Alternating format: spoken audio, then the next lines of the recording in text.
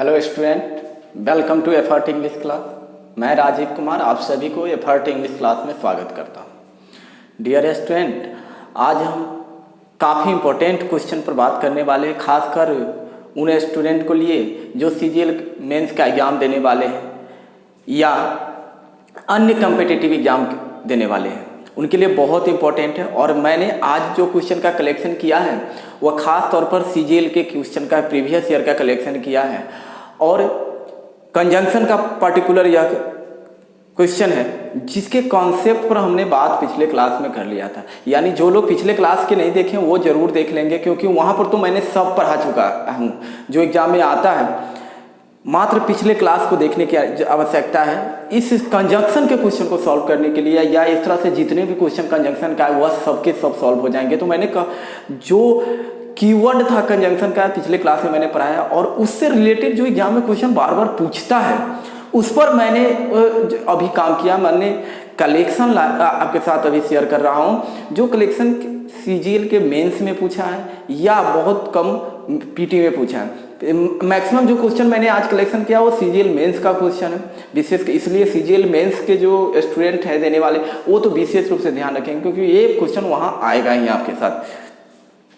तो पूरे क्वेश्चन को देखिए और जो लोग कंसेप्ट पिछले क्लास को नहीं देखे वो निश्चित रूप से देख लेंगे, क्योंकि मैंने तो यहाँ उस टाइप से क्वेश्चन जो पूछा है उसका मैंने कलेक्शन लाया है। लेकिन उस तरह से जितने भी क्वेश्चन आपसे एग्जाम में पूछेगा, चाहे इंडिया में जितने भी कम्पिटिटिव एग्जाम होते हैं सबका क्वेश्चन आपसे बन जाएगा। तो इसलिए निश्चित रूप से पिछले वाले वीडियो को निश्चित रूप से देखिए, क्योंकि वो बहुत इंपॉर्टेंट कलेक्शन था। 20 से 22 मिनट का कलेक्शन है, बहुत ही इंपॉर्टेंट कलेक्शन है और वहीं से एग्जाम में क्वेश्चन आता है। और देखिए कि कैसे उसी कॉन्सेप्ट से यहाँ सारे के सारे एक भी अपने ऐसे बनाया हुआ क्वेश्चन नहीं है, सारे प्रीवियस ईयर का सीजीएल का क्वेश्चन है और पूछा भी हुआ है। तो देखिए कैसे क्वेश्चन सबको पूछा है और कितना आसानी से बन जाएगा जो लोग पिछले क्लास को देख लिए। और इस तरह से जितना हजारों क्वेश्चन आएगा सारे क्वेश्चन को आप बहुत आसानी से बना लेंगे। तो पहला नंबर क्वेश्चन को देखिए, I will have both the blue और the black pen, no error. मतलब देखिए गलती अगर कहीं नहीं मिलेगा तो नो एरर में जाएंगे हम लोग, लेकिन अगर गलती कहीं मिल जाता है तो फिर वहीं पर रुक जाएंगे हम लोग। कहता है आई विल हैव बोथ, आपको पिछले क्लास में पढ़ाए थे, मतलब पूरे कलेक्शन ही पढ़ा दिया था मैंने पिछले क्लास में, आपको वहां जाकर देखना जरूरी है।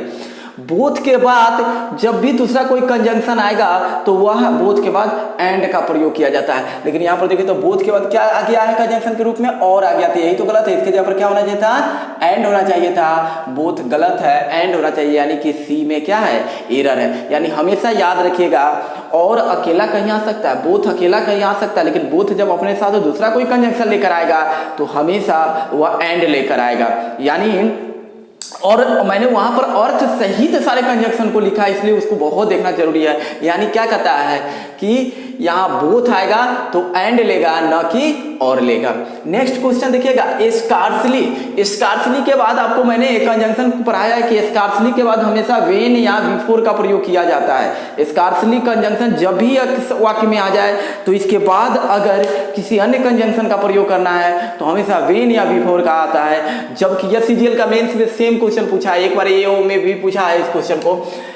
Scarcely had the function started then, देखिए क्या आ गया, देन आ गया, गलत आ गया। क्या बोले मैंने, स्कार्सली के बाद हमेशा वेन या बिफोर का प्रयोग किया जाता है। यानी यहाँ पर देन क्या है, गलत है। यहाँ पर क्या आना चाहिए था, वेन का प्रयोग कर सकते थे या बिफोर का प्रयोग कर सकते थे। ये दोनों में से कोई भी प्रयोग करते तो सही होता, लेकिन देन का प्रयोग नहीं कर सकते। यानी स्कार्सली के बाद दिमाग में रखना है वेन या बिफोर का प्रयोग होता है। और ये सारी चीजों का कलेक्शन मैंने पिछले क्लास में आपको पढ़ा चुका हूं। नेक्स्ट देखिएगा, the development project is aimed not just providing good houses to shanty dweller but, देखिए बट ऑल्सो बताई थी मैंने, बट ऑल्सो आ जाए तो नॉट ओनली के बाद बट ऑल्सो आता है। तो यहाँ पर जस्ट नॉट जस्ट दिया, नॉट जस्ट की जगह पर क्या होना चाहिए था, यही तो गलत है। यहाँ पर होना चाहिए था आपको नॉट ओनली। नॉट ओनली के बाद है ना बट ऑल्सो आता है। बट ऑल्सो तो अपने आप में सही है, लेकिन यहाँ पर नॉट ओनली नहीं है, नॉट जस्ट दे दिया था। नॉट जस्ट की जगह पर क्या होना चाहिए था, नॉट ओनली होना चाहिए था। यानी जस्ट को काटना पड़ेगा, इसके जगह पर आपको ओनली वर्ड को यूज करना पड़ेगा। यानी हमेशा याद रखना है कि आपको इधर का कॉम्बिनेशन पहले भी या पहले का कॉम्बिनेशन बाद में भी हो सकता है। तो यहाँ पर तो बाद में बट ऑल्सो सही था, तो पहले ही तो नॉट ओनली नहीं था, नॉट जस्ट था, यानी कि इधर भी गलती हो सकता है इस तरह से। नेक्स्ट देखिएगा आप चौथा नंबर क्वेश्चन को देखिए, नीदर राम और मैरी। हमने आपको बताया था नीदर के साथ नॉर का प्रयोग होता है, ईदर के साथ और का प्रयोग होता है, ये सारी चीज़ों को पिछले क्लास में मैंने बताया है। तो यहाँ पर क्या क्या है, नीदर राम, तो यहाँ पर और न होना चाहिए, यहाँ पर इसके जगह पर क्या होना चाहिए था, यहाँ पर इसके जगह पर नॉर का प्रयोग होना चाहिए था, क्योंकि नीदर के बाद नॉर का प्रयोग होता है, जबकि और का प्रयोग कर दिया है। द रीजन फॉर माई, देखिएगा prolonged absence from the class was because नहीं होता, द रीजन के बाद डैट का प्रयोग किया जाता है। हमेशा याद रखिए द रीजन के बाद डैट का प्रयोग किया जाता है। पूरे के कलेक्शन मैंने तो एक 10 क्वेश्चन को आपका प्रीवियस ईयर का उठाकर आपसे मैंने यहाँ एक्सप्लेनेशन कर रहा हूँ, लेकिन मैंने पूरे क्वेश्चन आपसे सॉल्व हो जाए इसके लिए मैंने पिछले क्लास का कॉन्सेप्ट पढ़ा चुका हूँ आपको, उसको बहुत जरूरी है देखने के लिए, खास करके जो सीजीएल मेंस के एग्जाम देने वाले अभी स्टूडेंट हो वो ख्याल रखेंगे को देखना जरूरी। तो यहाँ पर बिकॉज के जगह पर क्या होना चाहिए था, डैट का प्रयोग करने की आवश्यकता है, क्योंकि द रीजन डैट हो के बाद डैट आता है, या द रीजन वाई हो तब भी डैट का प्रयोग किया जाता है। आगे देखिए, देयर हैव बीन, क्या कहते हैं, marked changes but social rather, देखिए बट सोशल रैदर के बाद दिन नहीं आता है, रैदर के बाद दैन का प्रयोग होता है, रादर दैन होता है, रादर दिन नहीं होता है, यानी कि ये तो गलत हो गया, इसके जगह पर क्या आना चाहिए था, दैन का प्रयोग होना चाहिए था, ये सही होगा। नेक्स्ट देखिए, no sooner had the hockey match started, अब देखिए नो सूनर स्टार्टेड वेन नहीं है, तो नो सूनर के बाद हमेशा क्या चीज का प्रयोग किया जाता है, दैन का प्रयोग किया जाता है, नो सूनर दैन होता है, न कि नो सूनर वेन होता है।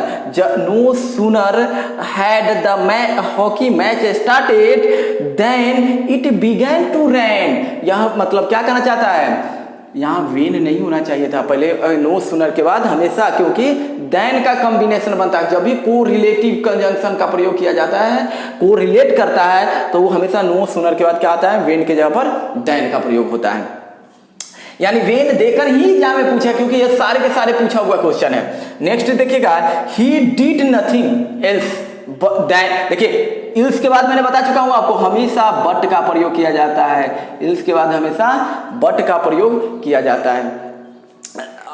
नेक्स्ट देखिए, हार्डली आज, देखिए याद रखिएगा एक बहुत इंपॉर्टेंट ये बातें हैं, हार्डली आ जाए तब, स्कार्सली आ जाए तब, नो सूनर आ जाए तब,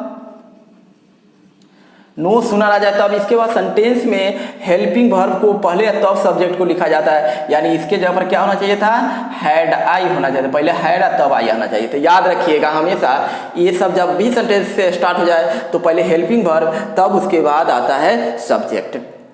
नेक्स्ट देखते हैं यहाँ पर, the amount of compensation was not acceptable to either Sunil, either आया ना, यानी इधर आया ना, इधर के बाद क्या होना चाहिए था, और होना चाहिए थे, बोथ के बाद एंड आता है, ना कि बिटवीन के बाद एंड आता है, यहाँ पर तो इधर आया है और इधर के बाद क्या होना चाहिए था, और होना चाहिए था।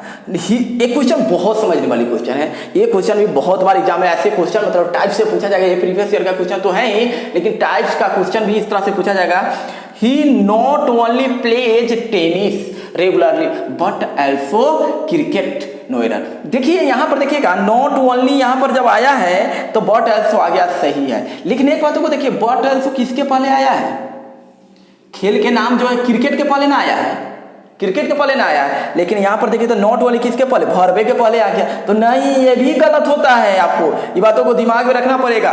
यहाँ पर नॉट ओनली यहाँ ना होकर कहाँ होना चाहिए था, हमेशा याद रखिएगा, नॉट ओनली यहाँ पर ए नंबर कर दीजिए, नॉट ओनली कहाँ होना चाहिए था जानते हैं पहले, यहाँ पर नॉट ओनली प्लेज के जगह पर होना चाहिए, प्ले पहले आ जाएगा, प्ले नॉट ओनली टेनिस, क्यों, देखिए यहाँ पर बट ऑल्सो खेल के नाम से पहले ना आया, तो यही लिखा क्या है, टेनिस के नाम के पहले आना चाहिए, वर्ब के पहले, ये अरेंजमेंट बहुत दिमाग में रखिएगा।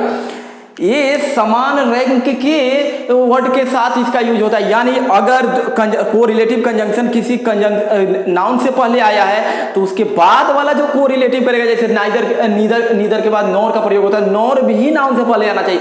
अगर नीदर एडजेक्टिव से पहले आ गया तो नॉर भी एडजेक्टिव से पहले आना चाहिए। नीदर अगर वर्ब से पहले आ गया तो आगे नॉर भी वर्ब से पहले आना चाहिए था। लेकिन यहां पर क्या कर दिया था, he not only play tennis regularly but also cricket. यहाँ देखिए क्रिकेट से पहले ना आया है नॉट बट ऑल्सो, तो यहाँ भी क्या होना चाहिए, टेनिस से पहले आना चाहिए था, नॉट ओनली। हाँ एक बात आते क्यों नहीं यहाँ भी वर्ब, लेकिन यहाँ तो वर्ब है ही नहीं था, तो वर्ब नहीं था तो यह वर्ब से पहले ये क्या आ गया, क्रिकेट से पहले आ गया, तो यहाँ भी टेनिस से पहले करना। तो इस तरह से एग्जाम में क्वेश्चन आपको पूछता है। मैंने एक आइडिया दिया है और बहुत क्वेश्चन मैंने आपको नहीं एक्सप्लेनेशन किया, इसलिए क्योंकि मैंने जो कॉन्सेप्ट आपको दे दिया वो उस पर हजारों क्वेश्चन बन जाएगा, क्योंकि उससे बाहर कुछ आता नहीं है। मैंने आपको वह सारी चीज दे दिया है। एक बातों को लास्ट वाले जो क्वेश्चन है, प्लेस का जो अरेंजमेंट कंजंक्शन का होता है वो याद रखिएगा। अगर पहला कंजंक्शन नाउन से पहले तो दूसरा भी नाउन से पहले होना चाहिए, दूसरा नाउन से पहले तो पहला भी नाउन से पहले होना चाहिए, लेकिन दूसरा में नाउन नहीं रहेगा, वो आ गया वर्ब से पहले, तो आपको एडजस्ट करना पड़ेगा पहले को वर्ब के पहले। तो इस तरह से आपको कॉम्बिनेशन पर एक ध्यान रखना है। बाद बाकी मैंने आपको कॉन्सेप्ट दे दिया है, एक लिस्ट दे दिया है पूरे कन्फर्म, जिससे एग्जाम में क्वेश्चन आता है, उससे बाहर एग्जाम में क्वेश्चन नहीं आता है। तो उसको निश्चित रूप से देखिए पूरे वीडियो, अन्य वीडियो भी बहुत सारे डाला जा चुका है आपको आर्टिकल का। तो आप बहुत डीपली आर्टिकल का भी क्वेश्चन को देखना चाहते हैं कि कैसे आर्टिकल मूव करता है क्वेश्चन बनाने में, कैसे क्वेश्चन उससे राइज होता है, तो सारे कॉन्सेप्ट को मैंने 18 क्लास में मैंने कोशिश किया है आपको आर्टिकल के सारे कॉन्सेप्ट को देने की। तो उसकी भी प्लेलिस्ट डाला हुआ है, वहां भी जाएं, उसको भी देखें और आगे आप मेरे चैनल के साथ बने रहे।